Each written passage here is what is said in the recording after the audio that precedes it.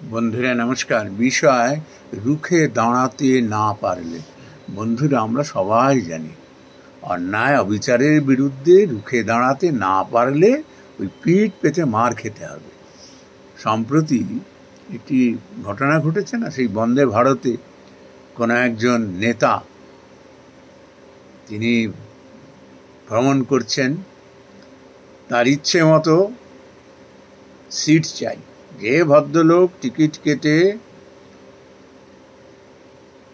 সফর করছেন তার ইচ্ছে হয়েছে তার আসনটি তার চাই।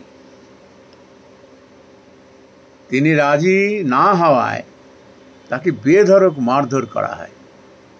ভাবতে পারেন বন্ধুরা, কাদের ভোট দিয়ে জনপ্রতিনিধি করা হচ্ছে? দৌরাত্ম্য দেখেছেন বন্ধুরা? সিমিলার একটি ঘটনার কথা আমার মনে পড়ছে। আমি তখন ওই কানপুর থেকে লখনৌ যাচ্ছি আর কি। তো এরকম সেই একজন নেতা ৩-৪ জনের একটা দল তৈরি করে ওখানে ভ্রমণ করবেন। তার কোনো রিজার্ভেশন এসব কিছু নেই। ট্রেনের মধ্যে উঠেই যে সিটগুলো পেয়ে গেছে সেখানেই দখল করে বসে আছে। এরপরে যাদের রিজার্ভেশন করা সিট তারা এসে দাবি করলে, ওরে বাপ রে বাপ, মনে হচ্ছে তারা যেন বিনা টিকিটের যাত্রী। তাদের সেই ধাক্কাধাক্কি করা, এবারে অশ্রাব্য ভাষায় তাদের সঙ্গে কথা বলা। তারা বললেন, আমাদের তো ভ্যালিড টিকিট রয়েছে, আপনার যদি এই সিট হয়ে থাকে আপনি টিকিট দেখান। আপনি এই তো আমার सीट नंबर ठीक। अरे वो सब रख दो अपने के पास, हम नेता है। टीटी के বলা है, টিটি গা বাঁচিয়ে চলে গেল। এটি দেখার পরে আশেপাশের প্যাসেঞ্জাররা সব রুখে দাঁড়ালো। এমনভাবে রুখে দাঁড়ালো না, ওই ট্রেন থেকে সব কটাকে নামিয়ে ছেড়েছে। টিটি বাধ্য হয়ে জিআরপি ডাকলো, সরি আরপিএফ ডাকলো, সব কটাকে টেনে হিস্টে নামিয়েছে। এমন চাপ দিয়েছে প্রত্যেকটি যাত্রী, এক্ষুনি আমরা রিটেন কমপ্লেন করব মিনিস্ট্রিতে। এই নেতা, এই জনপ্রতিনিধি সব কটা ভয়ে পালিয়েছে। বন্ধুরা, ভোট দিয়ে এই সমস্ত গুন্ডা বদমাইশদের যদি আমরা নির্বাচিত করি না, আমাদের বাঁচা ওষ্ঠাগত করে দেবে, প্রাণ ওষ্ঠাগত করে দেবে। ঠিক এর একটা বিপরীত ঘটনা আমার খুব মনে পড়ছে। আমি ওই কুম্ভমেলায় গিয়েছিলাম 2010 সাল সম্ভবত, পূর্ণ কুম্ভে। তা আমি ওই হরিদ্বারে প্ল্যাটফর্মে যে কি সাংঘাতিক ভিড়, মানে ট্রেনের দরজা পর্যন্ত এগোনো যায় না। এটি আমি আগের দিন গিয়ে এটি দেখে এসেছিলাম, কারণ একটা আন্দাজ করেছিলাম যে কি হতে পারে। আমি করলাম কি, ওই দেরাদুনে চলে গেলাম। যে পরের দিন আমি, আর আমার টিকিট কাটা ছিল ফেরার টিকিট দেরাদুন থেকে তো দিল্লি, তারপর দিল্লি থেকে রাজধানীতে আমি ফিরব, এরকম প্ল্যানিং ছিল। তা আমি এরকম চলে গেছি। দেরাদুন থেকে ফিরছি, এর মধ্যে যখন হরিদ্বারে ট্রেনটা থামলো, কি সাংঘাতিক ধাক্কা ধাক্কি, ওরে বাপ রে বাপ, সে কল্পনা করা যায় না। মানুষ ট্রেনে উঠতে পারেনি, এত ধাক্কা ধাক্কি। এর মধ্যে দেখলাম এক ভদ্রলোক, তো আমার না তাকে দেখে খুব চেনা চেনা লাগলো। আর এমনই সুদর্শনের অধিকারী তিনি, যে কোনো মানুষের ওনার উপর একটা চোখ পড়ে যাবে, পড়বেই পড়বে। এরকম ধবধবে সাদা পাঞ্জাবি, ধুতি পরে আছেন, আর একটা হাতে সুটকেস, আর একটা কাঁধে এরকম ব্যাগ রয়েছে। তো আমার থেকে প্রায় অনেকটা দূরে ছিলেন। তো ওই রকম বয়স্ক মানুষ, আর কাঁচা পাকায় চুল, কি সুন্দর।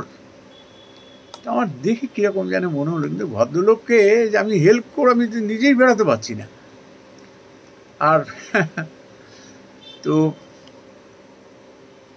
এবারে হলো কি, আমার বারবার এই ভদ্রলোককে টিভি কিংবা খবরের মাঝে কোথায় যেন দেখেছি, কিছুতেই মনে করতে পারছি না। যাই হোক, তারপর সেই ধাক্কা ধাক্কি খেয়ে ভদ্রলোক একেবারে ওদিক চলে যাচ্ছে, ধাক্কা খেয়ে আবার এদিক চলে আসছে। তো যাই হোক, সে মুখে কোনো রাটই নেই, একবার ধাক্কা খেয়ে যাচ্ছে, একবার আসছে, নেই করে করে প্রায় আধ ঘন্টা পরে নিজের সিটটি তিনি পেলেন এবং সেখানে বসলেন সুটকেস রেখে। এবারে আমি দিল্লি স্টেশনে যখন অপেক্ষা করছি বিকেলের দিকে সিঁড়ির উপরে, আবার দেখি সেই ভদ্রলোককে ওই কাঁধে একটা ব্যাগ আর ওই সুটকেস নিয়ে তিনি এগোচ্ছেন। আবার স্ট্রাইক হলো যে কোথায় যেন দেখেছি, খুব চেনা জানা লাগছে, কিছু বুঝতে পারছি না কোথা। যাই হোক, তিনি চলে গেলেন, হয়তো রাজধানীরই তিনি প্যাসেঞ্জার ছিলেন। পরে আমার মনে পড়লো, আরে এই ভদ্রলোক তো এমপি, একে তো টিভিতে সাক্ষাৎকারে দেখেছি, খবরের কাগজে এনার ছবি দেখেছি, তপন শিকদার মহাশয়। আমি অবাক হয়ে গেলাম, ইচ্ছে করলেই কিন্তু কত রকম সুযোগ সুবিধা তিনি নিতে পারতেন না। সাধারণ মানুষের সঙ্গে ওইভাবে ধাক্কা ধাক্কি খেয়ে সাধারণ মানুষের মতো, তখন সম্ভবত উনি মানে এমপি থেকে রিটায়ার্ড, সাধারণ মানুষ, একেবারে সাধারণ মানুষ। আমার ওনাকে দেখে না মানে শ্রদ্ধায় আরো মনটা ভরে গিয়েছিল। বন্ধুরা, যুগের পরিবর্তনের সঙ্গে সঙ্গে না আমাদের চিন্তা ভাবনারও অবনতি ঘটছে। এমন সমস্ত মানুষকে আমরা নির্বাচিত করে তুলে আনছি যারা তার আদৌ যোগ্য না। তাদের প্রকৃতি এরকম, ট্রেনের মধ্যে জবরদস্তি, আমাকে এটা দিতে হবে সেটা দিতে হবে, আনরিজার্ভ সিটে যে রিজার্ভ করা তাকে ধাক্কা ধুক্কি দিয়ে সেই সিটে তাকে কেড়ে নিতে হবে। এই ধরনের গুন্ডাগির্দি সব বন্ধ হওয়া উচিত। We should give a very good listen to them. যে রাজনীতিটা খেলা করবার জায়গা নয়। এখানে আসতে গেলে লেখাপড়া জানতে হবে, নানা বিষয়ে তার অভিজ্ঞতার দরকার হবে, তার নৈতিক চরিত্রটি অত্যন্ত উচ্চমানের হতে হবে, মুখ যেন গন্ধা নালা না হয়ে ওঠে, নৈতিক চরিত্রটি তাদের দেখে মানুষ মুগ্ধ হবে, কাজের লোক হবে, তারা নীরবে কাজ করবে, দেশের জন্য দশের জন্য তারা কাজ করবে। এমন যোগ্য মানুষ যদি আমরা ইমিডিয়েটলি